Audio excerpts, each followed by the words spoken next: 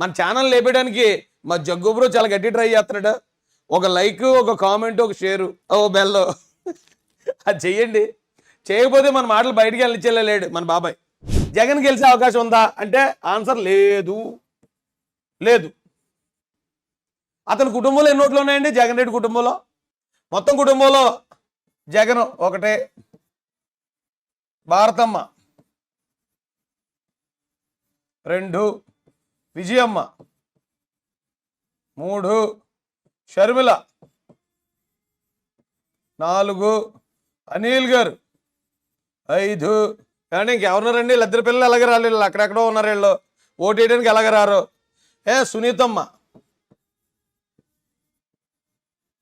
సునీతమ్మ భర్త రాజశేఖర రెడ్డి గారు.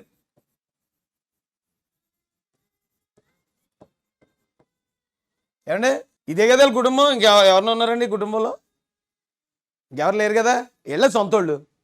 ఇప్పుడు జగన్ రెడ్డి వైసీపీకి పడే ఓట్లన్నీ ఈ జగన్ రెడ్డి వైసీపీకి ఓటేస్తాడండి. వైసీపీ గ్యారంటీ, డౌట్ లేదు. భారతమ్మ కూడా వైసీపీ అండి, డౌట్ లేదు. విజయమ్మ కాంగ్రెస్ అండి, షర్మిల కాంగ్రెస్ అండి, బ్రదర్ అనిల్ గారు కూడా కాంగ్రెస్ అండి. సునీతమ్మ నాకు తెలిసి మా పార్టీ ఆవిడికి చాలా సపోర్ట్ అండ నిలబడింది. నాకు తెలిసి టీడీపీకి ఓటేస్తుంది అనుకుంటానండి.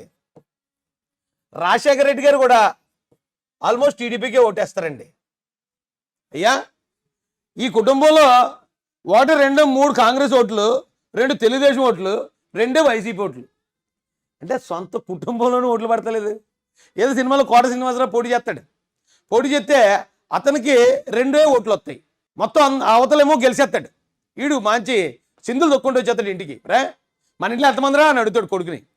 అంటే ఎంతమంది ఏంటన్నా? 3, 3, నువ్వు నేను అమ్మ అంటాడు. మరి మన 3 ఉన్నప్పుడు నాకు 2 ఓట్లు ఎలా పడ్డారా అంటే, అయితే నా పెళ్ళంగానే నా కొడుకు కానీ ఓటే లేదు నాకు అంటాడు. పెద్ద గొడవ పెట్టేస్తాడు. సేమ్ అన్న పరిస్థితి అలాగుంది కదండి. ఎలా గెలుతాడండి బాబు అసలు? అతనైతే పాపం ఇంకేం చేయాలి తెలియక జనాలు డబ్బులు ఇచ్చేస్తానో, ఇళ్ళ పట్టాలు ఇచ్చేస్తానో, సినిమా తీయించుకుని నేను చాలా మంచి సినిమా చూసి నాకు ఓటేసేయండి అనో, తోలు బొమ్మలాట చూసి నాకు ఓటేసేయండి అనో, ఏది పడితే అది చేస్తున్నాడు. 100,000 అబద్ధాలు ప్రచారం చేస్తున్నాడు. కానీ అతను ప్రచారం చేసే అబద్ధాలు నమ్మి ఎర్రిపప్పులు ఎంతమంది ఉన్నారు మన రాష్ట్రంలో? సినిమా చూసి ఓటేసేవాడు, సినిమా చూసి ఏడు చేసేవాడు, సినిమా చూసి బయటకు వచ్చి హీరోలో ఫీల్ అయిపోయి ఎవడున్నాడు? సొంత కుటుంబంలోనే ఎంతమంది అండి? 1, 2, 3, 4, 5, 6, 7 ఉంటే 5 ఓట్లు పక్క పడిపోతున్నాయి సొంత కుటుంబంలో. ఇంతకన్నా దౌర్భాగ్యం ఇంకెక్కడైనా ఉందా? మరి చెప్పడానికి సిగ్గేస్తున్నారు బాబు నాకు. ఏడు మీరు వచ్చేసి బాబా జగనన్న తోపు దమ్ముంటే ఆపంటారు ఏంటిరా? మరి కుటుంబం నేను పోటీ చేసి నా కుటుంబ ఓట్లన్నీ నాకు పడతారా బాబు? కనీసం కుటుంబంలో ఓట్లు వేయించుకోలేకపోతున్నాడు ఇతను. ఈ రాష్ట్రానికి ఎలా ముఖ్యమంత్రి?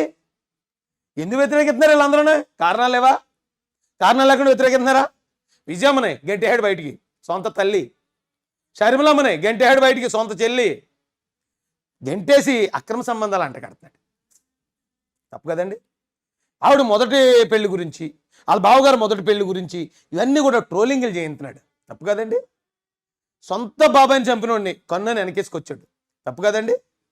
ఆ చెల్లి అనయా నాన్న చంపేశారు అనయా మీ చిన్నాన్న, నాకు సపోర్ట్ చేయన్నా, నాకు సాయం చేయన్నా అని అడిగితే నువ్వు మీ ఆయన చంపేశారు, మీ ఇద్దరిని బొక్కలు వేస్తాను అన్నాడు. తప్పు కదండి. అరే ఒరి నీకు ఎవడన్నా అడిగేటప్పుడు అంటారు కదరా, నీ కుటుంబంలో నీకే పడ, నీ పెళ్ళమని కోటేది అంటారు కదా మాట వరుసకే.